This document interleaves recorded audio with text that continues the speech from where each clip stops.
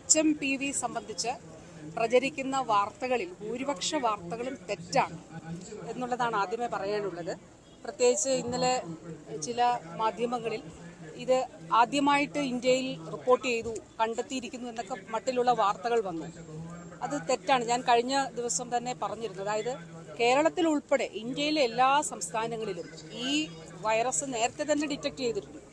2001 ലോകത്ത് ആദ്യമായിട്ട് ഇത് കണ്ടുപിടിക്കുന്നത്.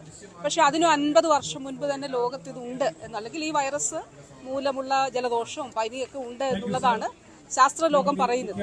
ഇപ്പോൾ കേരളത്തിന്റെ സ്ഥിതി പരിശോധിച്ചാൽ എല്ലാ സംസ്ഥാനങ്ങളിലും ഉണ്ട്. ഇപ്പോൾ കേരളത്തിന്റെ സ്ഥിതി പരിശോധിച്ചാൽ നമുക്ക് പരിശോധനാ സംവിധാനങ്ങളുണ്ട്. അതുകൊണ്ട് IAV institute of advance virology 2023-24 വർഷം, കാരണം ഈ IAV പ്രവർത്തനം ആരംഭിച്ചതിന് ശേഷം നമ്മൾ സാമ്പിൾസ് അയക്കുമല്ലോ, ആ സാമ്പിൾസ് അയക്കുമ്പോൾ പരിശോധിച്ചതിൽ 11 കേസസ്, അത് സാമ്പിൾ സൈസ് വളരെ കുറവാണെന്നുള്ളത് കാണും. അപ്പോൾ 11 കേസ് കണ്ടെത്തിയിട്ടുണ്ട്. അപ്പം സ്റ്റേറ്റ് പബ്ലിക് ഹെൽത്ത് ലാബ് ഇത് റെസ്പിറേറ്ററി പാനൽ നമ്മൾ പരിശോധിക്കുമ്പോൾ റെസ്പിറേറ്ററി പാനലിന്റെ പരിശോധനയിൽ ഇത് നമ്മൾ പരിശോധിക്കാറുണ്ട്. അപ്പോൾ പല തവണ നമുക്ക് നേരത്തെ തന്നെ ഇത് കണ്ടെത്തിയിട്ടുള്ളൊരു വൈറസാണ്. അപ്പോൾ ഒരു തരത്തിലും ആശങ്കപ്പെടേണ്ടതില്ല എന്നുള്ളതാണ് ഒരിക്കൽ കൂടി വ്യക്തമായി പറയാനുള്ളത്. അത് ICMR Indian council of medical research ഇത് ഇന്നലെ അവരുടെ കുറിപ്പിലൂടെ വ്യക്തമാക്കിയിട്ടുണ്ട്. ഇത് പുതിയ വൈറസ് അല്ല, ആദ്യമായിട്ടല്ല കണ്ടുപിടിക്കുന്നത്, ഇന്ത്യയിൽ നേരത്തെ തന്നെ ഉള്ള വൈറസാണ്. അതോടൊപ്പം തന്നെ ഇപ്പോൾ നിലവിൽ HMPV-യുമായി ബന്ധപ്പെട്ട് ജലദോഷം അങ്ങനെയുള്ള കാര്യങ്ങളാണ്. ഇതിന് ഒരു വാക്സിൻ അങ്ങനെയല്ല, അതിന് സപ്പോർട്ടീവ് ട്രീറ്റ്മെന്റ് ആണ് ഉള്ളത്.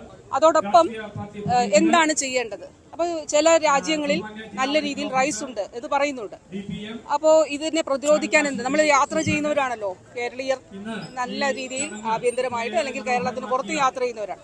അപ്പോൾ അതിൽ ചെയ്യേണ്ടതായിട്ടുള്ളത് മാസ്ക് ധരിക്കുന്നത് അഭികാമ്യമാണ്. അത് ആരൊക്കെ ധരിക്കണം? പ്രത്യേകിച്ച് ഗർഭിണികൾ, പ്രായമുള്ളവർ, ഗുരുതര രോഗങ്ങളുള്ളവർ മാസ്ക് ധരിക്കുന്നത് നല്ലതാണ് എന്നുള്ളതാണ്. ഇത് നമുക്ക് ഏത് രോഗത്തെയും ഇങ്ങനെയുള്ള പകർച്ച പനികളെയൊക്കെ തന്നെ പ്രതിരോധിക്കാനായിട്ട് സാധിക്കും. അപ്പൊ കേരളം എന്ത് മുൻകരുതൽ എന്ന് ചോദിക്കുമ്പോൾ നമുക്കിത് പ്രത്യേകമായിട്ടുള്ളൊരു പുതിയ സാഹചര്യം ഇവിടെ ഇല്ല. പക്ഷേ കേരളം ഇത് നിരീക്ഷിക്കുന്നുണ്ട്. ലോകാരോഗ്യ സംഘടന ഇത് സംബന്ധിച്ചും ഇതിൽ ജനിതക മാറ്റങ്ങൾ ഉണ്ട് എന്ന് പറഞ്ഞിട്ടില്ല. ഡോക്ടേഴ്സും ആരോഗ്യ വിദഗ്ധരും ഇതിൽ ജനിതക മാറ്റം ഇല്ല എന്നാണ് പറയുന്നത്. ഇതിന്റെ ഒരു സിവിയറിറ്റി സംബന്ധിച്ചും ഒരു ഔദ്യോഗിക സ്ഥിരീകരണങ്ങളും ഇല്ല. അതുകൊണ്ട് നിലവിൽ കേരളം ചെയ്യുന്നത് നമ്മുടെ ഈ ഇങ്ങനെയുള്ള ഇൻഫെക്ഷൻസ് നമ്മൾ പരിശോധിക്കുന്നു. അത് state level rapid response team യോഗം ചേർന്നുകൊണ്ട് ഇത്തരത്തിലുള്ള ഇൻഫെക്ഷൻസ് സ്റ്റേറ്റിൽ എത്രയുണ്ട്, അത് വർദ്ധിക്കുന്നുണ്ടോ, അതൊക്കെ നമ്മൾ പരിശോധിക്കുന്നുണ്ട്. പിന്നെ അടുത്തൊരു ചോദ്യം ചോദിക്കുന്നത് വിദേശത്ത് നിന്ന് ഇവിടെ എത്തുന്നവർക്ക് എന്തെങ്കിലും റെസ്ട്രിക്ഷൻസ് ഉണ്ടോ? അങ്ങനെ ഒരു റെസ്ട്രിക്ഷൻസും നിലവിലില്ല. പിന്നെ ഇത്തരത്തിലുള്ള കേസുകൾ ഉയരുന്നു എന്ന് പറയുന്ന രാജ്യങ്ങളിൽ നിന്ന് ഇവിടെ എത്തുന്നവർക്ക് പ്രത്യേകിച്ച് പനി വല്ലതും ഉണ്ടെങ്കിൽ അത് നമ്മൾ ശ്രദ്ധിക്കും, നിരീക്ഷിക്കും എന്നുള്ളത് മാത്രമേ ഉള്ളൂ. അപ്പോൾ നിലവിലെ സാഹചര്യത്തിൽ സംസ്ഥാനം വളരെ സൂക്ഷ്മമായി കാര്യങ്ങൾ വിലയിരുത്തുന്നുണ്ട്, നിരീക്ഷിക്കുന്നുണ്ട്.